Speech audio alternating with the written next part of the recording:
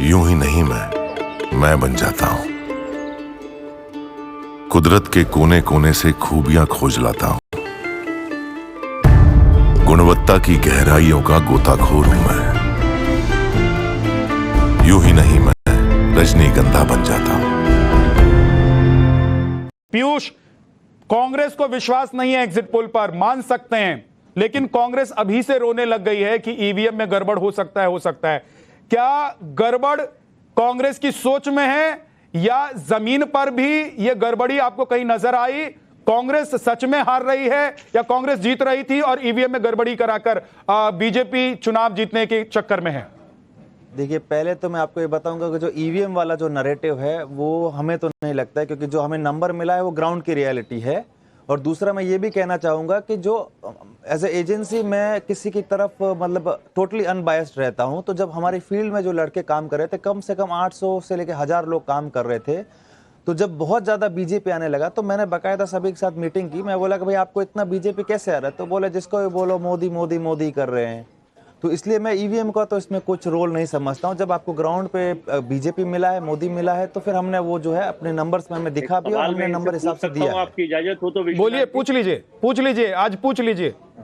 आदरणीय बुलवा लो, एक एक्सक्लूसिव शो करवा लो। आदरणीय भैया, मैं सिद्धार्थ जी आपसे नहीं, मैं आपको क्यों नहीं, पीयूष है, पीयूष से सवाल पूछना चाहते हैं तो पूछ लीजिए। तो ये पीयूष जी की वाणी क्यों मधुर होने लगी फौरन? अरे अजय जी, आपको आपकी दवाई दे रहा हूँ थोड़ी सी। अरे सिद्धार्थ जी, मुझे ना दें, मैं तो आपकी दवाई आपसे ले लूंगा आके, आप हमारे भाई हो। सवाल पूछना है तो पूछिए। अजय वर्मा बताइए, पीयूष जी एक चीज बताइए, आप ये आपका तरीका है आपका। हमें तो ये नहीं पता कि आपने अपना साइज क्या रखा था। ग्रामीण लोगों से बात करी, क्षेत्रीय लोगों से बात करी। हमने 4.25 लाख सैंपल कलेक्ट किया है। हमने 4.25 लाख सैंपल कलेक्ट किया है। 97 करोड़, सुनो एक सेकंड, 97 करोड़ वोटर में जहां 60% पोलिंग हुआ हो, आप एक चीज बताइए ना, आधार पर आप पूरे कांग्रेस के सर्वे में, अजय वर्मा, कांग्रेस के सर्वे में कांग्रेस को कितनी सीटें आ रही हैं? एक सेकंड पीयूष, देखिए अजय वर्मा जी, कांग्रेस के सर्वे में कांग्रेस को कितनी सीटें मिल रही हैं? हमारा 300 प्लस से हम एनडीए का, हमारा गठबंधन, इंडिया गठबंधन और वो सर्वे आपने 57 करोड़ लोगों के घरों में जाके किया है क्या? अरे सैंपल साइज होता है, अरे मैं बता रहा हूं, 4 लाख से ऊपर का सैंपल साइज बड़ा होता है जो रेंडमली उठाया जाता है। ठीक है, अब बाकी मेहमानों के पास भी मुझे जाना है। बाकी मेहमानों को, शांतनु जी सरकार ने करोड़ों रुपया दिया। एक मिनट रुक जाइए सर, अब सब चीज में आप लोगों को मीन मेक नजर आने लगेगा, आप मीन मेक निकालने लगेंगे। हमारे जो 1400 करोड़ हमारे जो 14 करोड़ वोटर है, उनसे पूरे देश से 300 स्टेट से आइडिया मिला। तो 14 करोड़ लोगों के घर तक गए थे आप लोग सैंपल साइज वहां से कलेक्ट किया, सैंपलिंग करने के लिए। शांतनु जी, क्या कांग्रेस और राहुल गांधी के चेहरे पर आज जो बौखलाहट दिखाई दी, जो राहुल गांधी बौखलाए आज नजर आ रहे थे सिर्फ एग्जिट पोल के नतीजे देखकर, आपको लग रहा है कि ये जो एग्जिट पोल है ये बहुत करीब है? और 2014 और 19 में जो एग्जिट पोल आए थे उन्होंने जो इशारा किया था, नतीजे भी वही नजर आए, बल्कि बीजेपी को उससे ज्यादा सीटें मिली थी। आपको लग रहा है कि देश का मूड भी एक बार फिर से बीजेपी के साथ है? जी विद्यानाथ जी, कल जितने भी एग्जिट पोल आए, 5-6 एग्जिट पोल आए, सभी एक तरफ इशारा करते हैं, सीटें किसी में 350, किसी में 370 हो सकती हैं।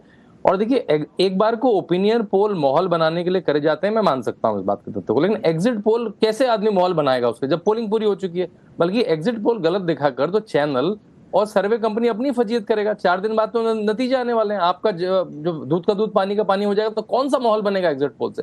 तो ये एक तथ्य है जो अजीब है। मेरे ख्याल से राहुल गांधी अपनी थ्योरी को जो हवा दे रहे हैं, उन्होंने कहा था अगर भाजपा जीत गई तो आग लग जाएगी, वो उससे माहौल बना रहे हैं कि जनता में रोष है। जनता में कुछ रोष नहीं है, जनता नरेंद्र मोदी को वोट देके बैठी। और कल वो कह रहे हैं सिद्धू मूसेवाला का गाना सुना है, मतलब सिद्धू मूसेवाला ओपन रूप से, खुले रूप से खालिस्तानी सपोर्टर थे, उसके गाने सुनते हैं राहुल गांधी। कहां से मानसिकता आ रही है उनके? और वो 295 उन्होंने आईपीसी 295 के लिए कहा था, जो ईश निंदा का कानून है, जिसमें बहुत सारे केस हुए थे वहां पे।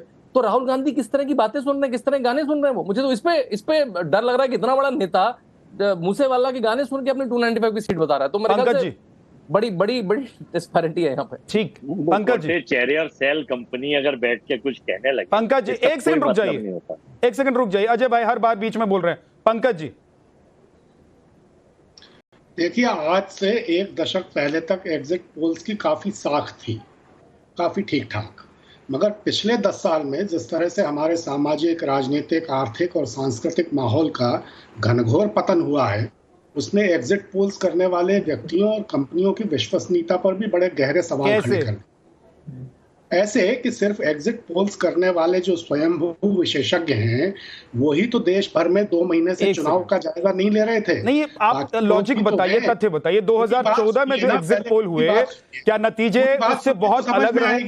2019 में जो एग्जिट पोल हुए उससे नतीजे बहुत अलग। कुछ तो लॉजिक दिया कीजिए पंकज जी, आप तो कम से कम पत्रकार हैं। समझ में आएगी ना पूरी पंकज जी, आप तो कम से कम पत्रकार हैं। पूरी बात सुनेंगे तो समझ में आएगी। ये चरण वंदना आप क्यों कांग्रेस की करने लग गए या विपक्ष की करने लग गए?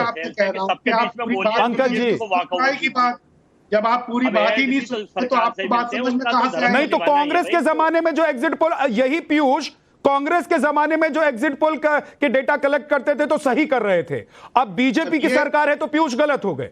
ये झक्कू दे रहे हैं कि इन्होंने 4 लाख लोगों से बात की, यानी हर चरण के मतदान के बाद करीब 30 से 60 हजार लोगों से बात हुई इनकी। 4 लाख लोग मतलब 60 हजार हर चरण के। तो मुझे तो नहीं लगता कि इतने लोगों से हुई होगी। चलिए अगर हो भी गई तो 63 करोड़ मतदाताओं ने वोट डाले हैं, यानी 0.0। तो मुझे एक चीज बता दीजिए ना पंकज जी, आप तो वरिष्ठ पत्रकार हैं, आप तो दशकों से पत्रकारिता करते आ रहे हैं।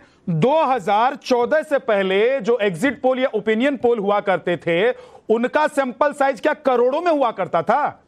अरे मैं इनसे ये जानना चाहता हूं कि 543 निर्वाचन क्षेत्र 33 लाख वर्ग किलोमीटर में फैले हैं। हर चरण में 60 हजार। पीयूष जल्दी से जवाब दीजिए कि क्या सैंपलिंग जैसे आपने की है ऐसी पहले भी होती रही है या इससे अलग कोई मेथड था सैंपलिंग का? जल्दी से।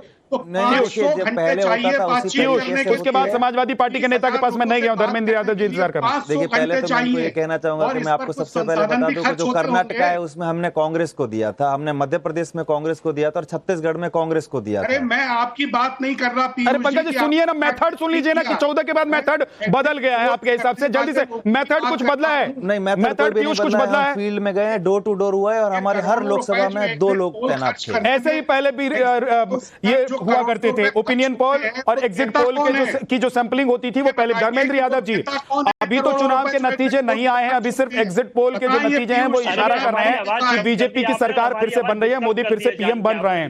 अभी से अखिलेश यादव ईवीएम और डीएम क्यों करने लग गए? उम्मीदवारों के लिए जरूरी है कि अपने खर्च का ब्यौरा निर्वाचन आयोग को दें, ऐसे ये एग्जिट पोल्स करने वालों के लिए भी जरूरी होना चाहिए। पंकज जी आप चुप हो जाइए। धर्मेंद्र यादव जी प्लीज, पंकज जी प्लीज मैं रिक्वेस्ट कर रहा हूं आपसे, आप वरिष्ठ पत्रकार हैं, समझते हैं आप समझते हैं कि टीवी चैनल्स की जो टाइम है, नंबर दें, आधार नंबर दें। रुक जाइए पंकज जी, आप समझते हैं ड्यूरेशन, टाइम लिमिट, आप सब समझते हैं। धर्मेंद्र यादव जी प्लीज बोलिए। आप सबके जो विद्यानाथ जी, भारतीय जनता पार्टी को खुश रहने के लिए आज 2 तारीख हो गई, कल 3 तारीख है, 2 दिन और खुश रह लीजिए, कोई बात नहीं है। इस देश की जनता ने जो मैंडेट इंडिया गठबंधन को दिया है उससे भारतीय जनता पार्टी के सबसे बड़े नेता हारते हुए दिख रहे हैं आप लोग। क्यों घबरा गए? अखिलेश यादव कन्नौज में हार सकते हैं, एग्जिट पोल ये बता रहे हैं। बीजेपी बोलता हो तो आप बीच में बोलना शुरू कर देते हैं। अरे धर्मेंद्र भाई, मैं तो ये कह रहा हूँ कि भाई अच्छी बात है कि आप लोग जीत रहे हैं, 295 प्लस सीटें आ रही है, लेकिन कन्नौज में अखिलेश हारते हुए नजर आ रहे हैं एग्जिट पोल में। ये बताओ, आधे घंटे से मैं बैठा हूँ, एक सेंटेंस बोला नहीं, आप बीच में कूद गए तुरंत। बीजेपी बोलते हैं आपको पता नहीं कौन सी मिर्ची लग जाती है। प्लीज कंप्लीट कीजिए। मैं आपके चैनल के दावे के साथ कह रहा हूँ, बीजेपी हार रही दावे के साथ कह रहा हूँ, इंडिया गठबंधन फुल मेजॉरिटी के साथ सरकार बना रहा है, ये भी दावे के साथ कह रहा हूँ। अगर ऐसा नहीं होता तो मोदी जी जो 100 दिन का प्लान बना रहे हैं, वो अपने 100 दिन को सदमे को कैसे रिड्यूस किया जाएगा, 4 दिन वहां जाकर रिड्यूस करके आए, बाकी 100 दिन और रिड्यूस करेंगे। मोदी